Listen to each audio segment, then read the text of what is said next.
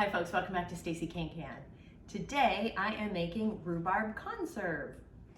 What to do with rhubarb? Some folks grow a lot of it. We do. We like rhubarb. We like strawberry rhubarb pie, strawberry rhubarb anything, to be honest.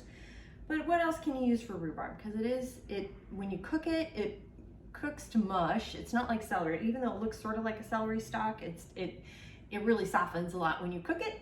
So it's great for jams and desserts, but you have to add a lot of sugar to it to make it, but it does provide a lot of tartness. So the tartness is great, and once you add some sugar, it kind of mellows things out a little bit, because I don't know, I have a friend who eats it raw and loves every second of it and makes her teeth squeaky, but that's up to you, do you.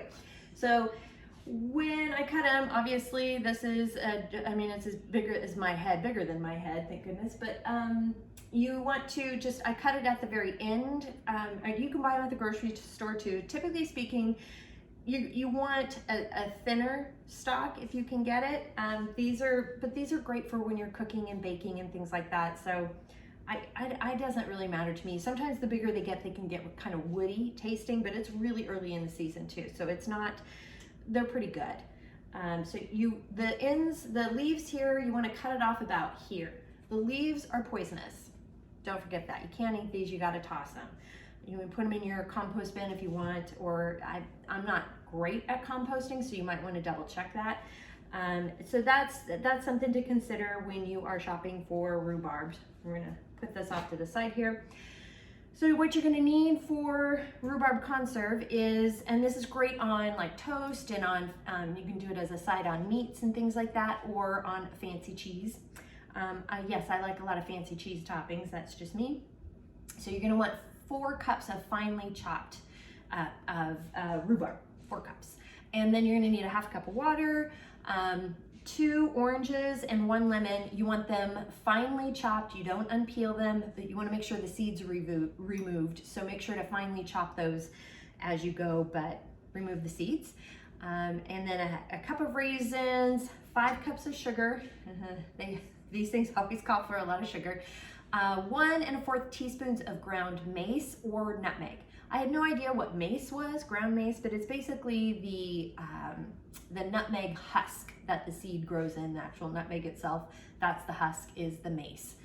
I'm just using nutmeg because I couldn't find ground mace, and nutmeg will be fine for me for this recipe. You're also going to need 2 pouches of liquid pectin and a half a cup of chopped walnuts to go into it. So it's got a lot of texture with the raisins and the peels and such, but the chopped up walnuts are going to provide some nice kind of crunchy texture as well to go with this beautiful conserve.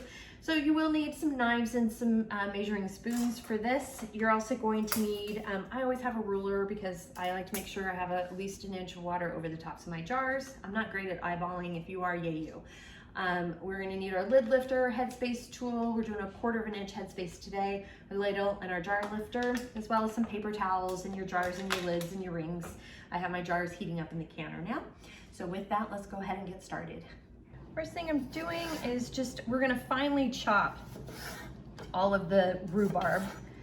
So I'm kind of slicing them in half a little bit and just really finely chopping them. So I'm finely chopping. This is kind of a good way to do it, just doing like some thin slices first, and then just finely chop these up. Going to do the same thing with the lemons, and remember, we're going to make sure we remove all of the seeds. There's a seed here, so just be quite careful with removing the seeds. And I found this seems to be the best way to do it. Just kind of run your knife through thinly. So first thing we're going to do is we are adding the half a cup of water to the rhubarb, and we're going to bring this to a gentle boil. I'm going to give it just a bit of a stir. So I've got the heat up high, and we're going to partially cover it while we're doing it. So you don't want it sealed on, you want it to vent just a little bit. I've got a gentle boil going here, and I've set the timer for 2 minutes. Timer has gone off. You can tell that the rhubarb has gotten soft. So now we're gonna go ahead and add in the rest of the ingredients.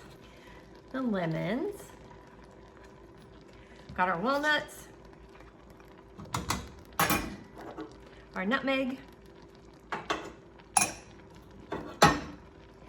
Raisins. And all 5 cups of sugar. Careful, that one hurts. I made a bit of a mistake with the walnuts for this conserve. I put it all in with everything else and brought it all to a boil. Technically, because I was distracted, I've got kids at home, sort of, and didn't read the instructions like I should have. But the walnuts is right before you put it into the jar, you cut the heat of the pot, then you put the walnuts in, stir it up, and then you fill the jars with it. So I went ahead and boiled everything together. The walnuts will probably just be a little bit softer, which is quite fine to me. But if you want to add a little bit more of a crunch, that's when you put the walnuts in, is right before you place in the jar. Okay, and now we are going to boil all of this. We're going to get it all good and stirred. Now I've got it all mixed together like so. It smells really good too. So I'm going to bring this to a rolling boil that you cannot stir away. So I've got the heat up on high. Now that I've got a rolling boil that you can't stir away, we're gonna go ahead and add in our liquid pectin. 1 pouch, I'm doing 1 pouch at a time. After putting in the pectin, we make sure the heat is up to high and we're gonna boil hard for 1 minute and you stir constantly. First thing we do is we get our jars out of the canner, which have been heating up, and we're filling this to a 1/4 inch headspace, which is pretty typical, pretty standard for jams, jellies, marmalades. That's about right. I've got my lids heating up over here, so I'm going to use the lid water and wipe the lids off. Use my lid lifter. Add my lid, cover with the ring. Careful, fingertip tight. This is very, very, very, very hot, so be careful. And gently just lift up and over into the canner. Careful not to tip it. And repeat. I have all the jars in the canner here, so I'm going to go ahead and cover it. And I've turned the heat up on my canner here to high. And when it comes to a rolling boil, I'll set the timer for 10 minutes to process these jars. Got a rolling boil now going, so I've set the timer for 10 minutes to process these jars. The 10-minute timer has gone off on the canner, so I'm going to go ahead and cut the heat. And then I'm going to take the lid off of the canner. Very carefully, you want to open it away from your face. This is very, very hot. And set the lid off to the side, as we're going to let the jars sit in here for 5 minutes. I'm going to set a 5-minute timer. We're going to let them sit in the canner for 5 minutes. This really does help a lot with sealing the jars and making sure everything is processed and sealed up properly. 5-minute timer has gone off. So we're going to go ahead and take the jars out of the canner. And remember, it goes up and over. Don't tilt the jar to tip some of the water off. Don't do that. You can compromise the seal of the jar if you do, and it's fine. The water on top eventually evaporates. I had about almost a pint, not quite a pint, left over that I just went ahead and put in a separate jar and just put a regular lid on that I'll store in the refrigerator and possibly share with neighbors and friends because they love my canned goods, which is wonderful. I didn't have enough room in the canner. I only had enough room for these 8 half pints, so it actually made quite a bit more, which was a bit of a surprise. I think the oranges I had were a little bit bigger than normal, but it's fine. They're delicious. It's delicious too, by the way. It's very good. The recipe I got from the Ball Complete Book of Home Preserving, 400 delicious and creative recipes for today. I have the recipe down below, so I'll have that listed below so you can check it out for more details and ingredients and such that you need. Also, please like and subscribe my page. That actually helps quite a bit, and I would appreciate that a whole bunch. If you have any questions, comments, suggestions, feedback, concerns, by all means, you can reach out to me. I'm on Facebook at Stacey CAN CAN. My Instagram and TikTok, you can reach me at Stacey CAN CAN.